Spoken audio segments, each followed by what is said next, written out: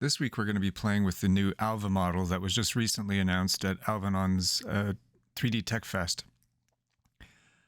One thing that I love about these things is that they expose the textures and a lot of the parameters, and so even though they're going to be releasing a whole bunch of different skin types and appearances, you can actually play with them yourself. So to illustrate that, we're going to make a Halloween costume.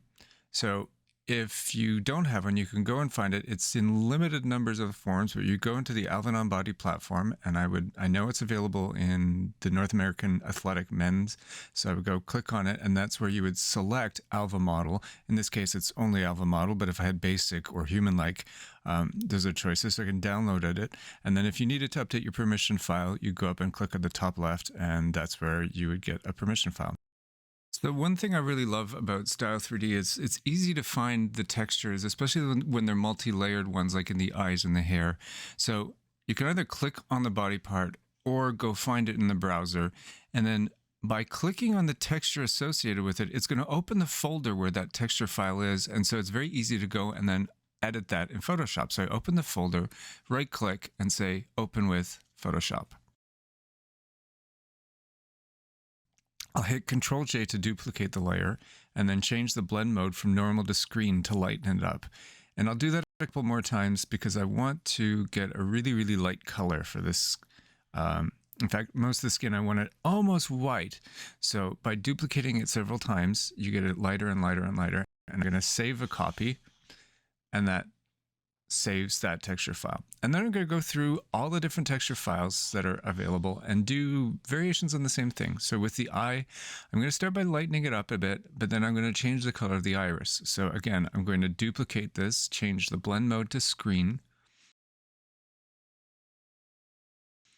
And then I need to right click on the layer stack to flatten these two. So then I'm going to use the elliptical marquee tool to select just the iris, and then go up to Image Adjustments, Color Balance.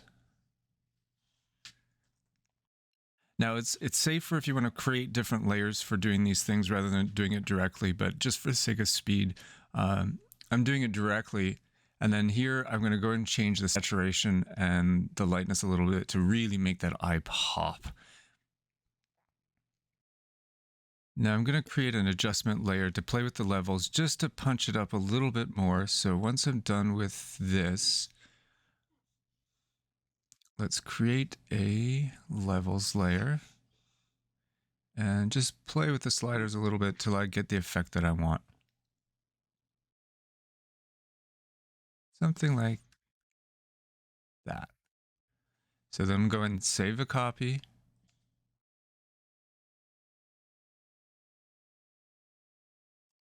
And next we will go play with her hair. And this is going to be just playing with the color balance. But again, because there's 3 different layers to the hair, this is where that browser window really makes it a lot easier to find the pieces and play with them, because you don't have that in Clo. So we're going to drag sliders around until I find the color I like, and then also play with the hue and saturation a little bit.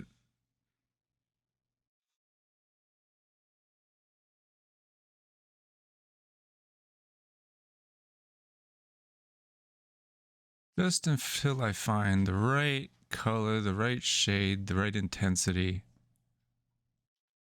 And then I'll save that. Save a copy, rather. Okay.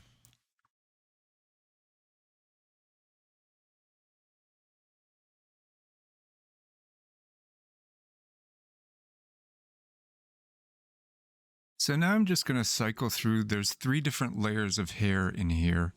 And I'll pick up that texture and then open it up in Photoshop for editing. And go through the same process. I'm just going to play with color balance and hue and saturation. Now, of course, you can get crazy in Photoshop, and this isn't really a Photoshop tutorial. I mean, it is a little bit, but you can start playing around with colors and balances and all sorts of stuff, and get a little creative with this. So just making it, I want this really, really bright orange. Okay. And then there's another layer of the hair. So we'll go back into Style3D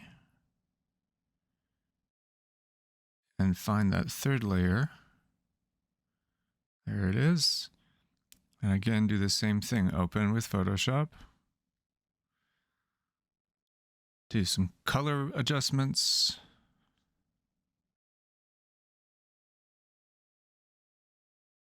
I'm going to go a little lighter on this one because these are, I think, kind of like highlights.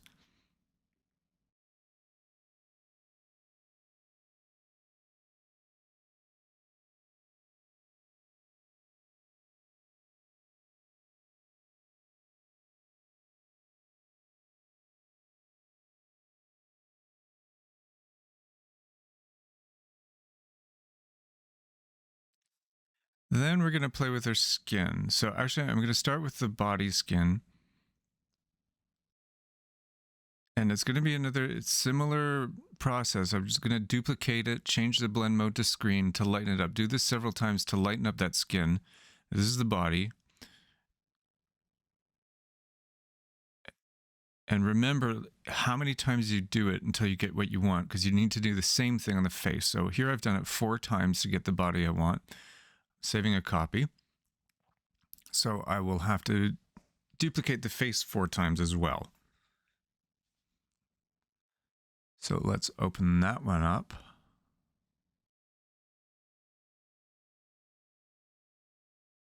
And here we get a little bit more fun. So we're going to start by lightening it up a little bit. Again, create some layers, lighten it up, and then flatten the image. So we can either merge visible or flatten the image by right-clicking on the layer stack. And then I'm going to start painting in some details. Now this is a Halloween paint, but you could very easily just do some evening makeup, or you could do some changes that you like. You could even try bringing in a photo of your own face or somebody else you want and overlay it. Now you'll see that it's kind of stretched out because basically what they've had to do is take the image of the face and sort of slit it down the back. Think of maybe having a latex mask covering your face, and then they open it up, and to flatten it out, it kind of stretches things out a little bit. So the proportions are a little odd. So often when you're doing this, you maybe you're going to want to save a copy, then go back into Style3D, open it up on the avatar, have a look at it, see if you like it, go back. You're going to have to do some playing around with this because, as I said, the proportions are not what we're used to. So right now I'm going to paint in this black because I want a really smoky eye. So I'll paint in a lot of black, and then I'm going to put a blur layer over it just to soften it out and blur it a bit.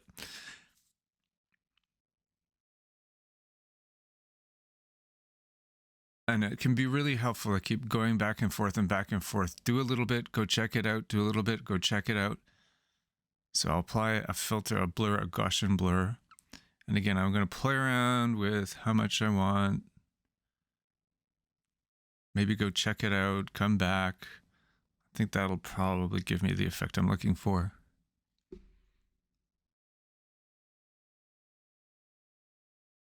And then I'm going to just duplicate this layer because I'm going to start painting in like a nose and a mouth and various details. So let's start with some eyebrows. And by doing these on different layers, you can play with a different amount of blur because obviously not everything I want totally blurred out.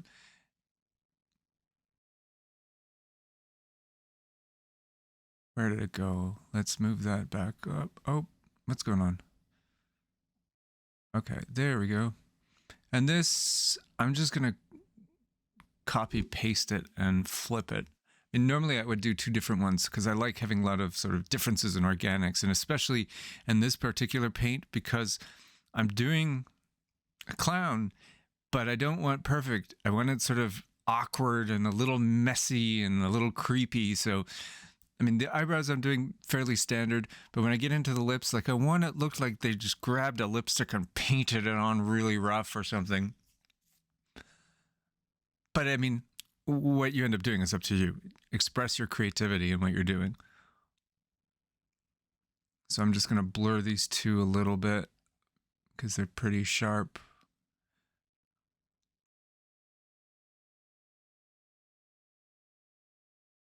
And by playing around with visibility and masks and all sorts of things, you can have a little bit of control over what you're doing. Also, because, when I paint over the eyes and I lose some of the details, I'm going to want to hide those eyebrows. So I'll create a layer for the eyebrows. I'll use the patch tool, which I really like. Draw around the eyebrow and then drag to another area, and boom, it's gone. And it does a bit of context blending. I need to go back and clean that up a little bit more.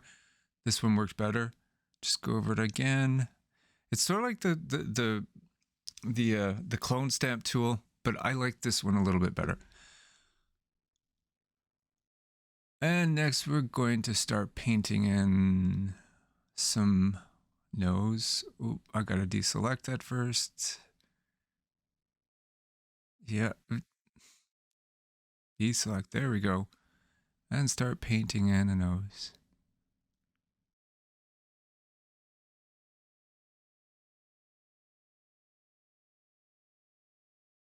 I'm using a Wacom tablet, but you could just as easily use a mouse. In fact, I wonder if there's a lazy mouse in Photoshop. It's a function that I use in Substance 3D. It's another Adobe suite, and it makes drawing these lines a lot easier. Now, as I said, in this case, I kind of want jagged lines, but if I wanted something smooth, maybe I would. If it doesn't have a lazy mouse, then, well, you could use a pen tool, but that's a little too straight for me.